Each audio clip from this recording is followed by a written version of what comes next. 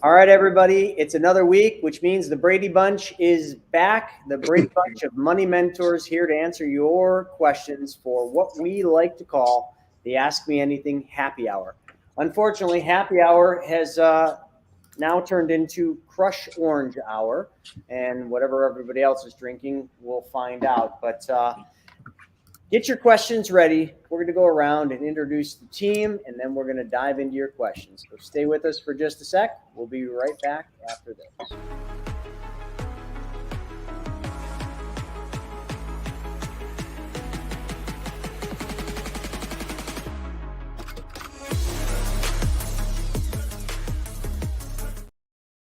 All right, we are back, and Brent is saying, Joe, I'm vacuuming. No problem. So someone's vacuuming during happy hour. Nick is saying, what? Can you hear you? You're vacuuming. I have no idea what's going on, but hopefully they're getting their questions ready. We're back with Ask Me Anything Happy Hour. Let's start right up at the top with Steven. Steven, what's happening over there in Florida? Well, I got a solution for you, Brent. See, I just got this thing in the mail this week. It's an iRobot. It's this little freaking vacuum that roams around the house. It came in my office the other day. It was rubbing in my feet. It's going around. It maps it all out. It's like we're living in the Jetsons. It's really amazing, but it's the coolest thing I've ever seen in my life. And so I highly recommend it to you. So it might solve your problem there. But that's why we're here, is to solve your problem. So what questions do you have? Put them in the chat box. All is well here in South Florida. Only warning with those iRobots, just speaking from experience, is if it runs poop over, your house is ruined. So it's all about risk mitigation. iRobot. Well, I'll keep that in mind when I come home at 3 a.m. from the club, because you never know what happens. Oh, you will know. You will know. And okay, I don't know how to follow that. That was hilarious. I love vacuuming. For real, I vacuum every morning and every night. So I don't know if I could give all that power away to an iRobot vacuum, because that's like my wake up and go to bed thing. But happy to be here. Just posted in one of the Facebook groups how we just scheduled like all of 2024 already, which is just super cool to see, just from a team standpoint, how much we grow, and that we actually have to think of like the year ahead. So we have like all 4 of next 3-day virtuals planned out next year. And yeah, just exciting. It seems like things are just moving so fast, and every day it's like that meme of like Jim Carrey, like at the keyboard, just being like, like that's how it's going, but it feels good at least. So that's my spiel. I guess I'm up. We shifted pictures a bit, but good afternoon. Craig Yenny here.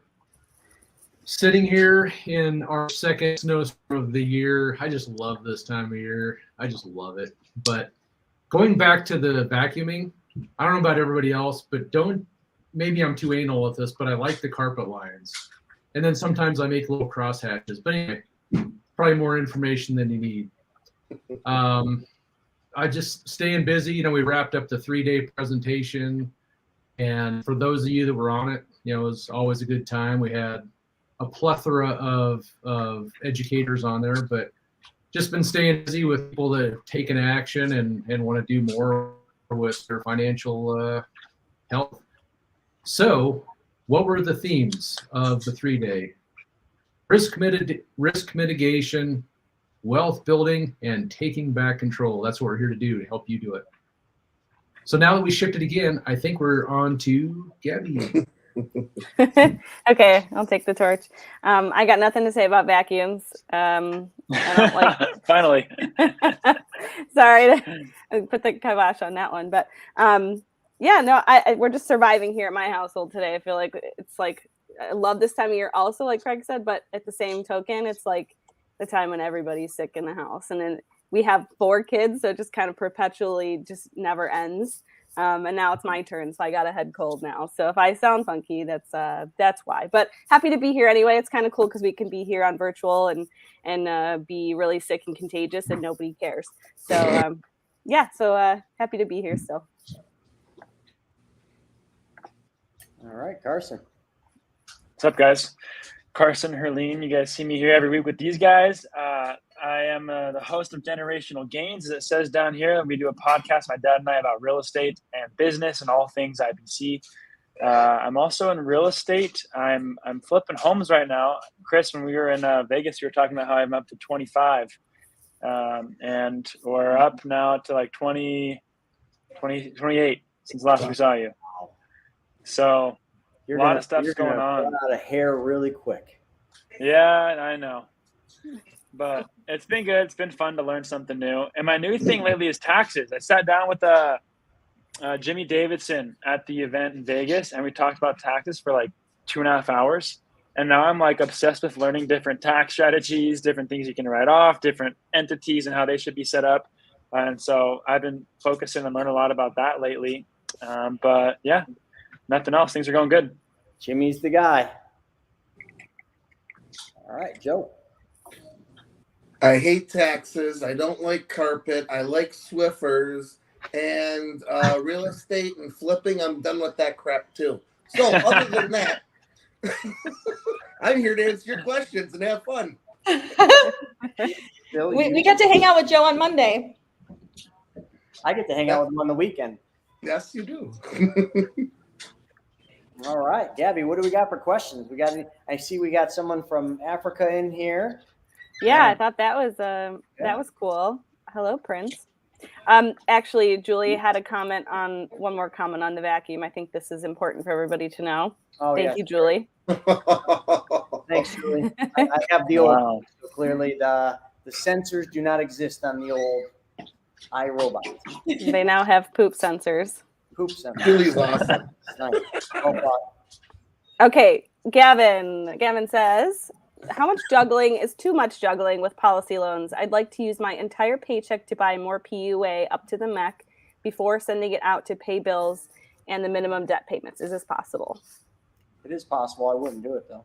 I just, it depends on what stage you're at with your policy. If it's brand new, I wouldn't do it. If it's, past the efficiency zone, I kind of have a hard time telling people not to do it. It is in Nelson Nash's book, but I typically disagree with using the policy to pay bills.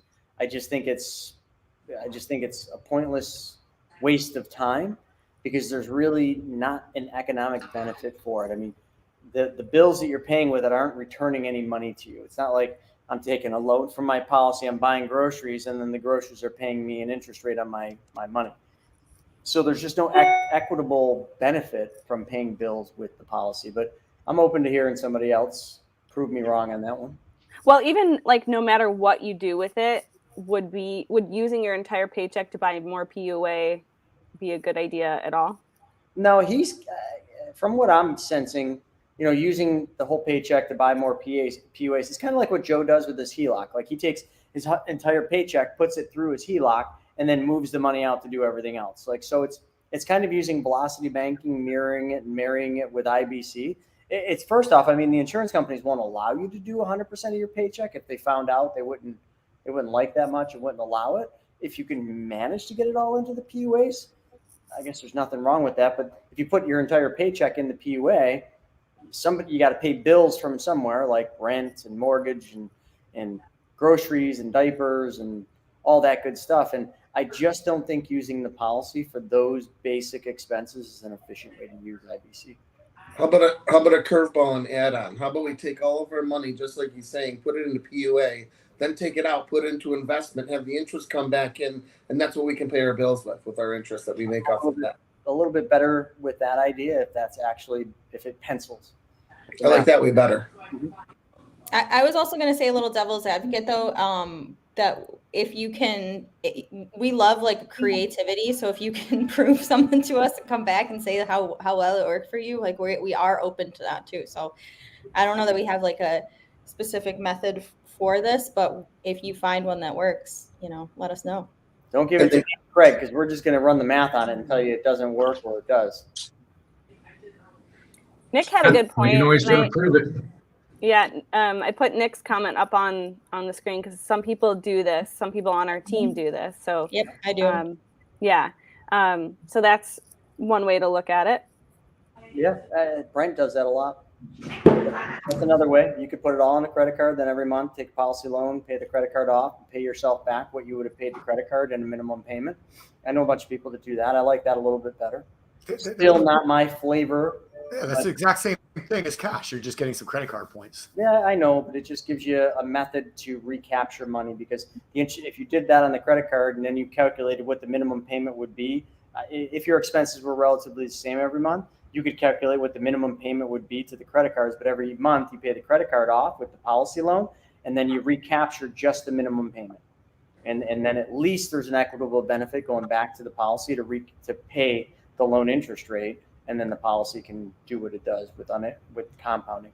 I get it. It's just not my flavor. It's just not what I do, right. But I've seen it done effectively. It's creating like those, what do we call it, financial gymnastics, where you're making an extra step just to do it, which time is money also, don't forget. Like time. I don't know. I'm going to say that I do this. Like I do put everything on my credit cards. I used to be like a debit card type of a girl and just swipe my debit card because I was like, I have cash. Why not use it? But then I started switching to using my credit cards, and I did the math like yesterday just on one of them.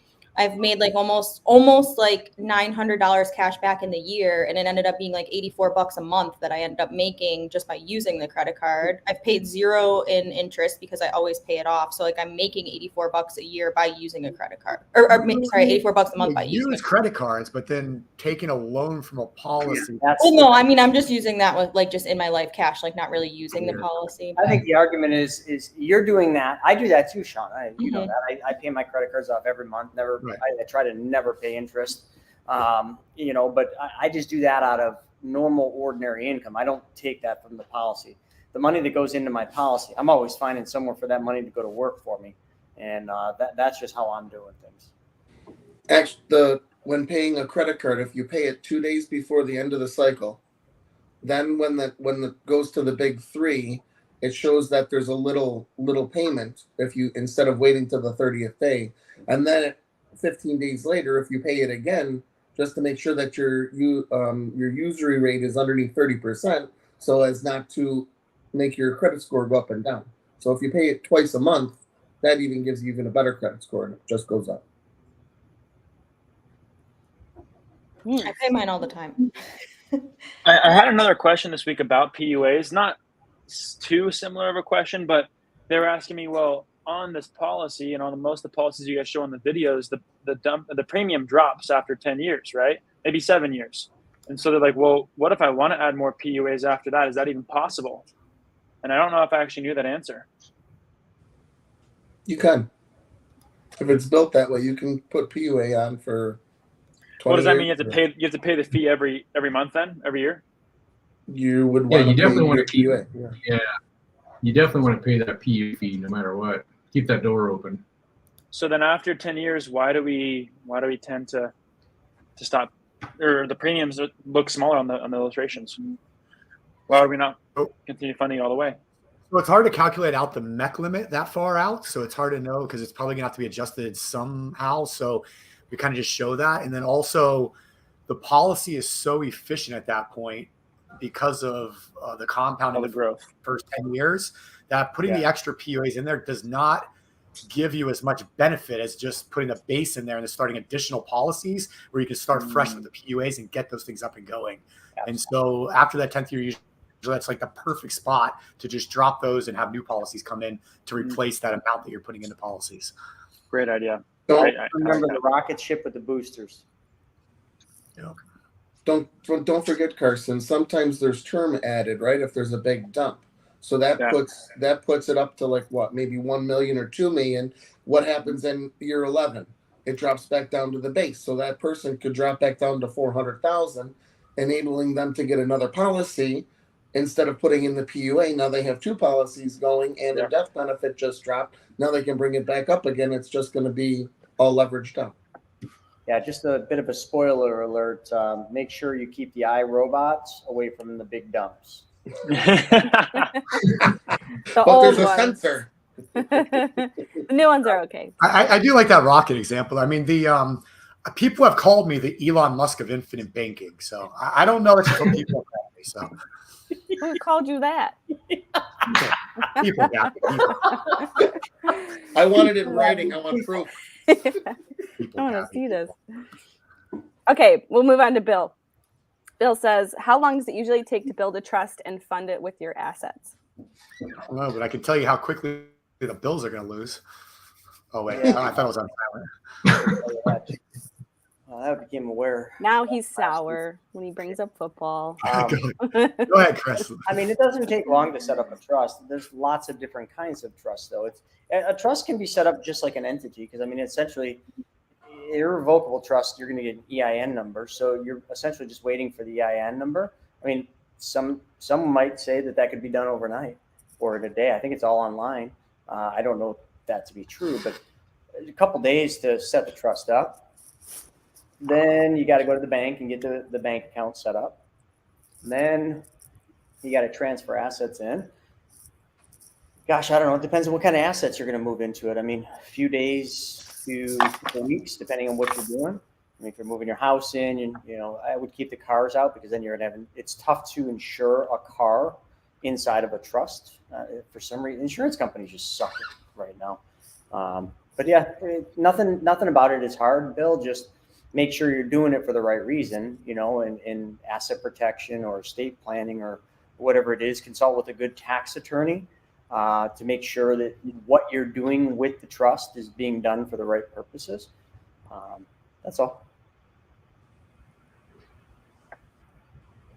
Okay. We'll move to Nick. Nick says, I understand a policy can mech if the premiums are too much over the course of 7 years. Does that only last for 7 years? I know how you guys set up the policy premium drops off around year 10, kind of what Carson was mentioning.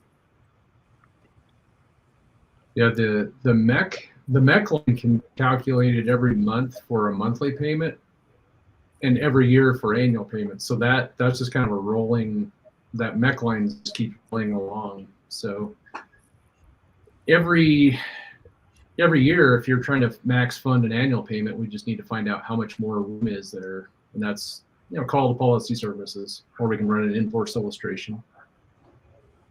You might be surprised, but Craig has a spreadsheet for that.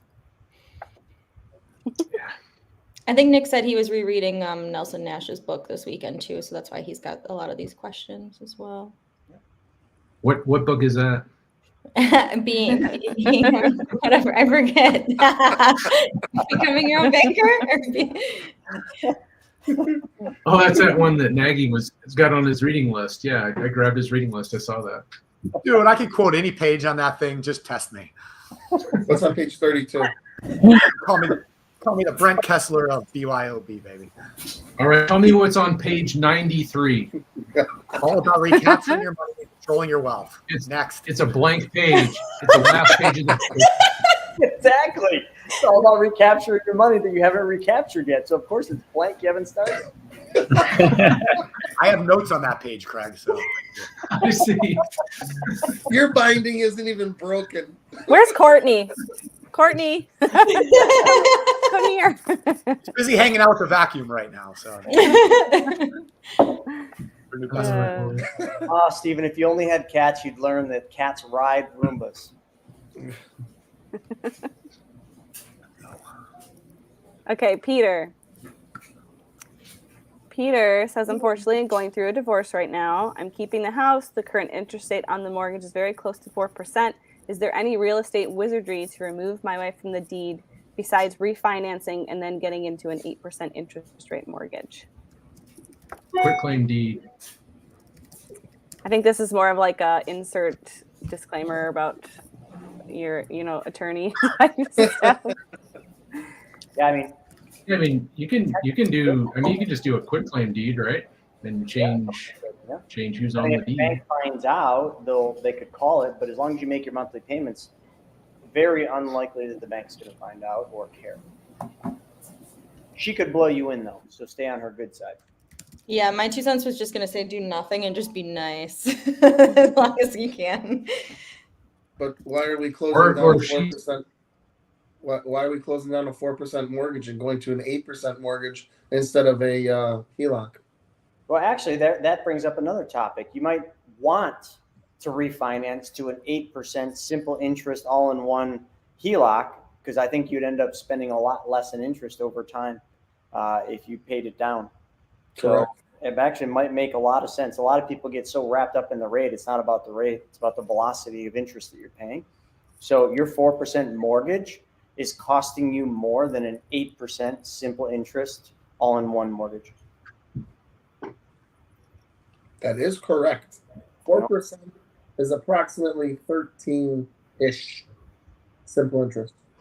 That's really interesting. Yep. And you know what else is cool about that one pot system? If you pay any money towards your traditional mortgage, let's say in a year you put $5,000 extra and you want it back, what kind of noise do you think you're going to hear from the banker when you call them and say, hey, you know that $5,000 I gave you, can I have a couple grand back? They're gonna, What kind of sound are you going to hear? Joe, let me hear it. So with the one pot system, it's easy to get money in and out. So, as you're putting money in it, it's beneficial because it buys down the principal. But if you need it back, you pull it right back out. It's liquid. I also found it so weird. I think we were talking about this in the experience, Joe, that like you can buy a house with a HELOC. Like you think that you can buy, like you only can buy a house with like a mortgage, but you can actually buy a house with a HELOC, which like was like, it's still like the backward bicycle thing to me. Like just being like, because you think like you can only do a mortgage. I don't know. Well, if you think about it, what is the difference if somebody buys a house, pays the mortgage for 30 years, then goes to the bank and says, can I get a HELOC? Oh, okay, 90%, 90-10? Why can't you just do that on day one, put 10% down, have a 90% HELOC? It's the same thing, except you didn't pay amortization for 30 years. Same thing. It's just the bank allowing you to do it, that's all. So you can just go to the bank and say, I want a HELOC on this house. Yep. And even if you have a mortgage, it just like swaps it out. Right. Well, not all banks. That's when we flip it. But if you don't own a house and you just walked up and said, I want to buy that house with a HELOC, we can. That's wild. Yep. You don't need a mortgage. Just straight up. Yeah, not all banks offer that, right? So you just have to find the right bank that offers the first lien HELOC. Exactly. Speaking of HELOCs, Facebook user, sorry, I can't see your name, but they're asking, are there any recommendations for a provider of an all-in-one HELOC? First Savings out of Tennessee. CMG Financial is another one. Is your advice At this to shop point, I around? would email Joseph for an email introduction to a bank or whatever. You can do that. Dexter also brought up land transfer to a land trust. I'm not sure if out in the comments to that same question. I'm not sure if that's an. I don't have any. Yeah, to Peter's question. Mm-hmm. A land trust is only for asset protection, not for tax minimization, though. Correct? Well, I think it was more just for the changing the owners of the, like, you know what I mean, like the wife being on the deed. I don't know the answer to this, but there's something that I recall from the past. I think you have to own the house outright before you put it in a land trust, but something to check into. So if you have a mortgage, land trust, I thought that too. I'm just not sure. I mean, the thing is, think about it. If you're the bank and you have the loan on the house and someone puts it in a land trust, oops, you just lost control. So I don't think they're going to let you put it in a land trust if you have a mortgage. But Gabby, can you put the disclaimer on there, because I don't know the answer to that, so we just need to say that real quick. Just consult your attorney. Boom. Or tax professional. Dexter says they won't call the mortgage. Interesting. Something to look into, I guess. Okay. That's cool. Ooh. Sorry, too many Looks comments. like Dexter's done it before. Oh, that's neat. All right. Check into it. Okay. Mike. Hello, Mike. He says, what companies allow you to backdate the policy start date, and how far back can you go? That was a Mass Mutual thing. Yeah, I think One America does it, and Lafayette does it. 6 months. I don't know if it's 6 months. I thought it was only 30 days with One America. Yeah. I think so too. Wait, Yeah. I mean like backdating to save age? Yeah, save age. I think we went back 6 months for Mass Mutual. That's what I did. But I could have swore we I could go think back what- further. You might be right. I could have swore all the insurance companies allowed you to backdate to save age. you can, but I think it's only 1 month. Sandra told me that the one time. Yeah, I think they're all different. Like Yeah. some is like 4 weeks, some is like 6 months, some are 30 days. It's weird. Yeah, the one thing to kind of consider if you do any sort of backdating, especially if it's a 6-month backdate, is your policy anniversaries starts on that backdating date. So if you're paying annual premiums, be ready in 6 months to make your annual premium. So there's benefit to doing backdating, but just have the resources to fund the policy for that upcoming 6-month cycle there. And that's actually something that's a reason why people might want to backdate the policy. I had a client about a month ago who had $4 million they wanted to dump in, and they couldn't get it all in the first year as a dump in. So they split it up in 2 years. They backdated the policy, funded $2 million up front as a dump in, and then now just 6 months from now, they can fund the next $2 million. And boom, they got all that 4 in 2 years, but it was within 6 months. I So you didn't have to hold That's that money. amazing. Yeah, I just did the same thing not long ago. And that's why we did it. We had a big chunk we wanted to get in, but we backdated so that we could put them in like almost, God, it was only like 3-4 months in between. It looks like that's what Mike is wanting to do. He says, I want to jam more money in there. Yeah, we just got to find a company that'll allow us to do it. Or we get a time machine and we go back and we just create more policies early on. Well, I'm sure you've got a spreadsheet for that too, right? Well, I'm just missing the flux capacitor, but once I get that figured out, we're going. Well, give Marty a call while he's still around. He'll show you. Great Scott!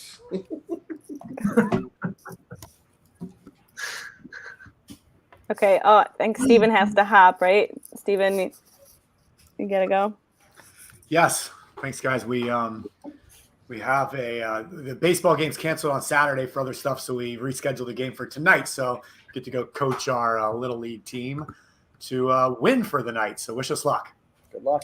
Look, All right. Fun luck. days. Bye, Lots of Elon. good, lots of good Bye, BC. webinars. And again, See you everyone later, that was on the 3-day, make sure you guys are taking action. You're implementing at least one strategy. I know, Craig, you've already talked to some people and good things happening. So we'll be coming out. If you missed the 3-day, we'll be coming out with a really cool Black Friday bundle with the recordings. So keep your eye on that. And we'll see you guys later this week. Thanks. Bye. See you. Steven. Okay, we'll move to Dan. Dan says, what would you consider the rate you end up paying on one of those credit card offers to pay off another balance? They charge 5% up front, and then let's say they charge only 1% on the balance for the next 12 months. I would typically pay close to the minimum each month due to the low ongoing interest rate. Do you think the blended average would be about 3.5%? So just do the math. So they charge you 5% up front, which is highway robbery. And then they charge you only 1% on the balance for the next 12 months. Is that 1% per month on that? I bet it is. That would be 12% plus, so that'd be 17%. Or I don't know how they charge you only 1% on the balance. Maybe, I don't know. So then that would be 5 up front and 6. What am I doing wrong here, Craig? You're the math guy, or Joe? I don't know. I'm about trying to that. think if they're. Well, I so mean, it's- you pay 1% for divided by 12, or is it 1% per month? We need to figure that out. I'm not sure how they do it. All I can tell you is any of those like credit card consolidation loans, they're all every one of them for the most part is a scam. Like you're always going to end up getting screwed on those things. But are they better than just paying the minimum payment on a credit card?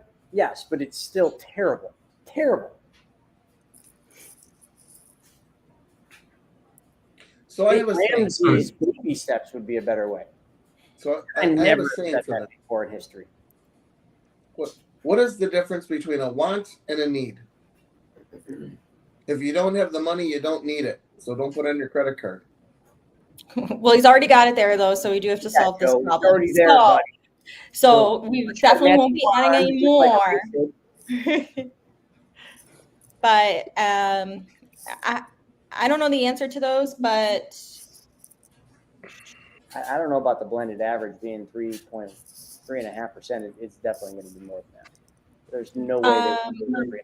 They can't even Brent make said you could get other offers for, do better research and then get like another offer where it's maybe just 3% up front and then no interest. So I'm sure Chris is right that a lot of those aren't the best, but if that's your situation, it probably is good to do that transfer to get into like a different plan that better suits you, where it's not just dinging all as much as possible. Well, I've got a strategy. I think this came from Larry Steinhouse's book, but I actually tried it. So how do you get cash off of a credit card without paying the credit card's fee to get the cash off of it? And you could do this to somehow transfer balance. But if you have PayPal and you have an LLC, you have the LLC has a credit card, and then you have a PayPal account, and the LLC can invoice you and then pay the credit card, or vice versa. So you're getting money transferred from the credit card. It's 2.9% last I checked. I actually did it once. I'm like, oh, it's cool, proved it out, but I've never used it. But so there are ways you can use PayPal to get money off a credit card as well. So lots of fun stuff to look at. Yeah, that's really I'm pretty interesting. sure I got Wouldn't that grow the out of balance out though? You're paying yourself. That's very interesting though. Well, yeah, I mean, what I was trying to do is take some of the cash off of these, 12 months, 0%, or 24, and just use the money for free. Yeah, maybe you could get a brand new card, like maybe that's not designed for debt consolidation or transfer, and you open up a new card with a really good, 0% offer for the first one, and then like invoice yourself from that card to pay off the other card, and now it's on that card. Is that what you're saying, Craig? Well, I was trying to figure out how to get cash off of the card, which is, I guess you could look at it as a balance transfer, but I want to get the cash off of that card and not pay the 5 or 6% that they charge. And so I was doing it through that invoicing. Anyway, there's a a good lot point of too, saying maybe that's it. Wouldn't that be revenue for an LLC though? I guess it's all confusing. Yeah, I don't know. I did it with mine, but it wasn't a huge amount. I just was playing with it. Eve says, tell them it's to pay off another credit card, and it works. I've done it. Cool. And then Drew's asking, doesn't that count as revenue for the business, though, so you would have to pay taxes? Well, I mean, that LLC was just a pass-through, so it's all on my personal tax return anyway.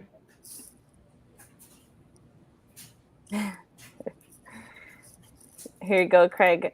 Nick says there's a flux capacitor on O'Reilly Auto Parts. Yeah, I bought it, and it's Chinese crap. It didn't work. I need to build in America. 121G. That's great. You get 121, 1.21 gigawatts. Oh my God. That's great, Nick. That's really awesome. Tina's commenting. Tina says, I do that. Have 2 accounts and just send yourself money. Interesting. There's a lot of people have to say about that. That's very good. Hopefully, Dan, you're getting something out of it. There's a lot to try here. Call it a loan from you to your LLC. Interesting. I think I hit all the questions, unless I missed somebody's, but we still got some time left if anybody wants to, either somebody on the team wants to mention something that's coming up or that they have going on, or while we wait, or if anybody wants to chime in, you get first dibs. Next question goes first.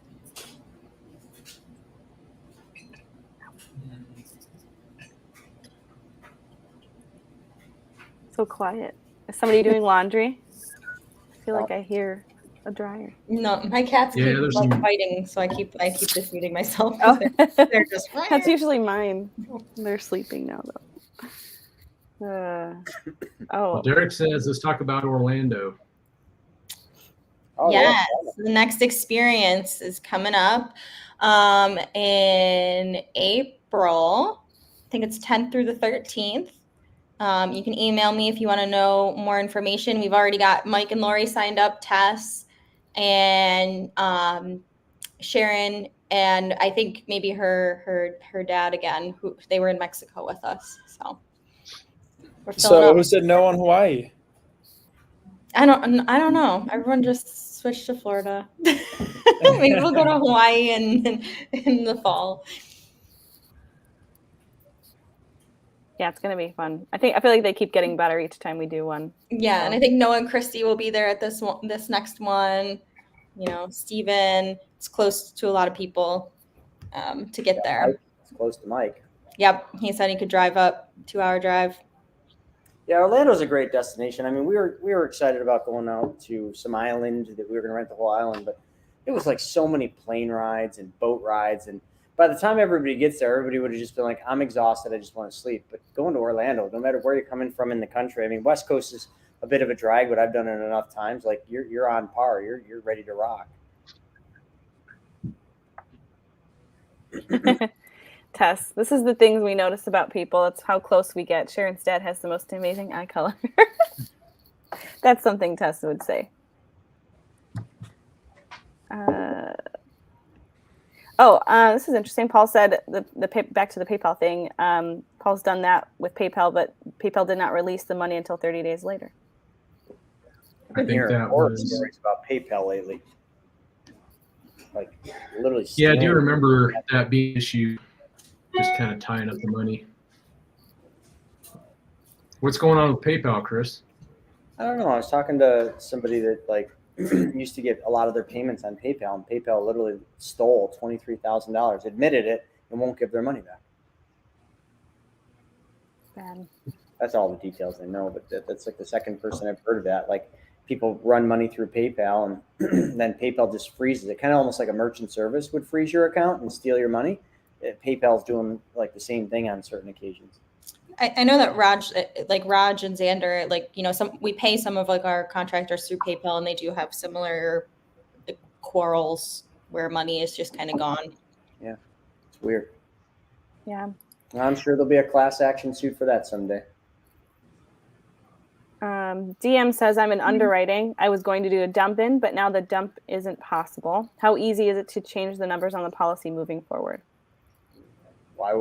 So if you're in underwriting, you should be able to do the dump or not do the dump, because you should be able to still change it until it's issued and paid. Like that's the only time it's locked. Who are you dealing with? Like who's your money mentor?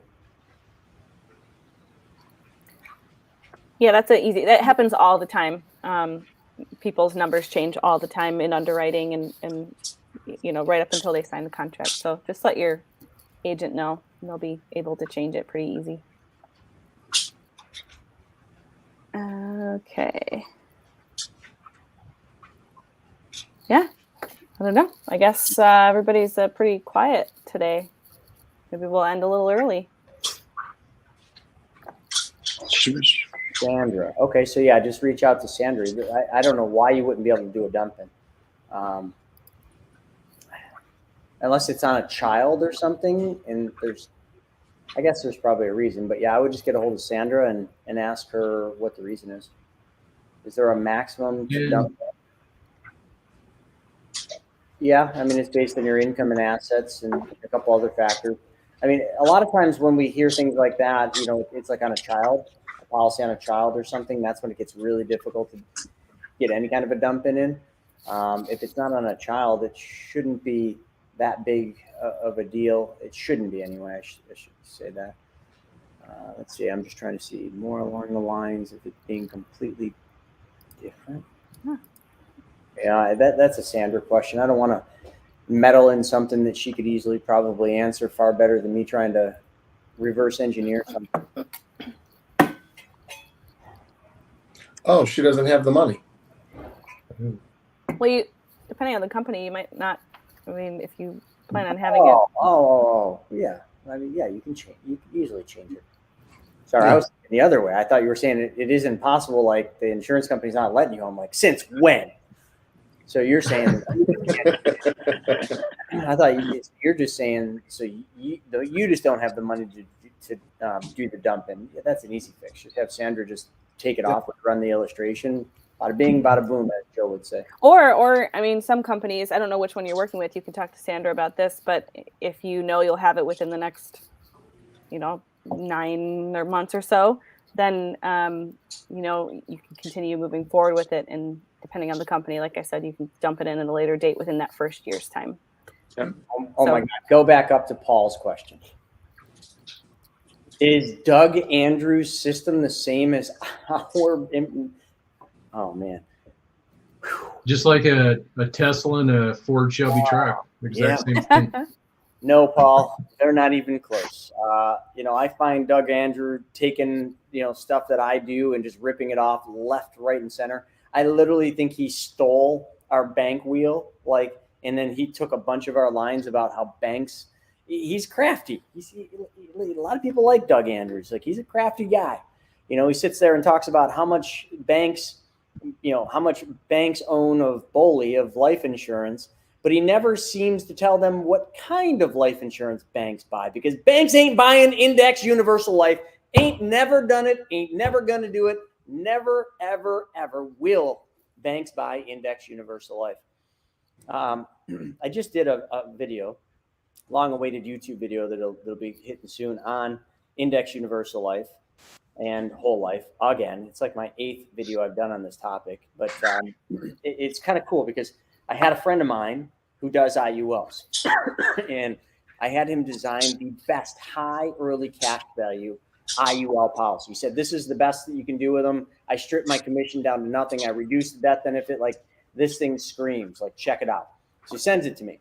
And then I run, just a specially designed whole life. Nothing different than what we always do. All I'm going to say is, in 10 years, which one do you think beat every single year with more death benefit and guarantees, no hypotheticals? I mean, it might come as a surprise to some of you folks here on the Brady Bunch thing. I'm sure you're thinking the IUL beat the whole life, right? Right? No. Yeah. The IUL wasn't even close to the whole. And this was the best IUL you could ever do. This is the Doug Andrews Primo IUL.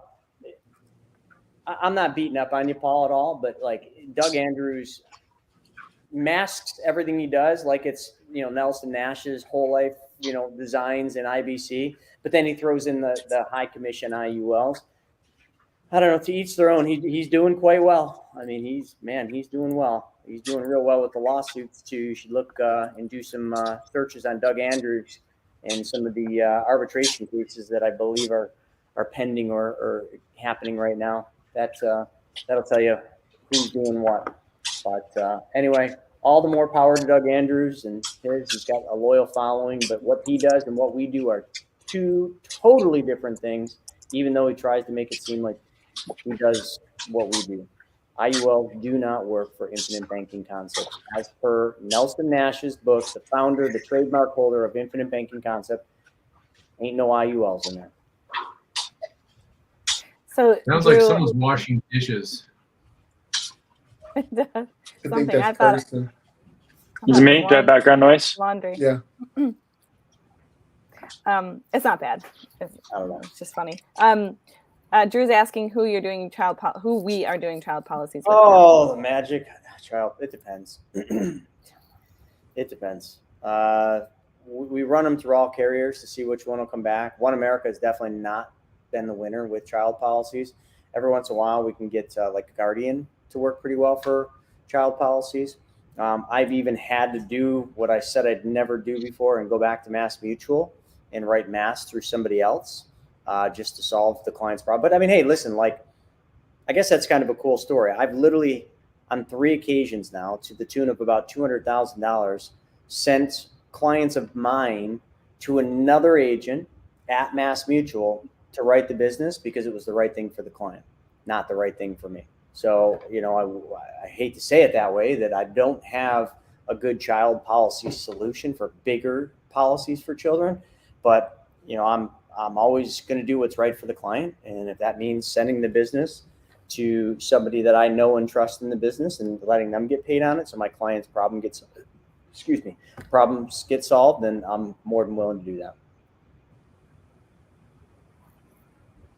And Oscar's asking, how does the term rider look on a HEC V? A heck fee. Yeah, I mean, all the policies we design are high early cash value policies for the most part, but HEC fee is kind of a term we used to use for a mass mutual product that they actually deemed called the HEC fee. We don't use that policy anymore. Matter of fact, Mass Mutual openly has said that they don't want infinite banking policies. They don't want policies built for the infinite banking concept where people take loans out. So how's the term rider look? Looks pretty good on a policy that we don't do anymore. When people ask me about a heck fee, I say, do you blow your nose with a Kleenex or a tissue?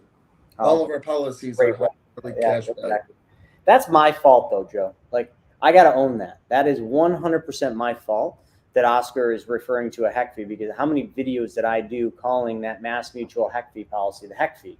So it's my fault. It's not Oscar's fault. Like I dug that hole and I got to lay in it. So I'll take ownership to that. It was a great policy when we used them.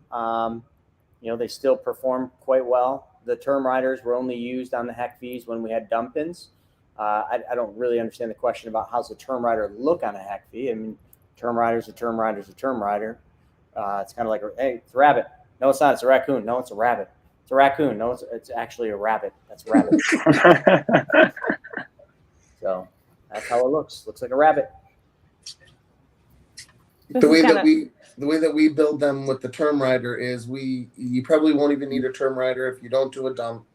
And with One America or Lafayette drops off in 7, One America drops off in 10, and we only put the minimum on in order to go over the Mech.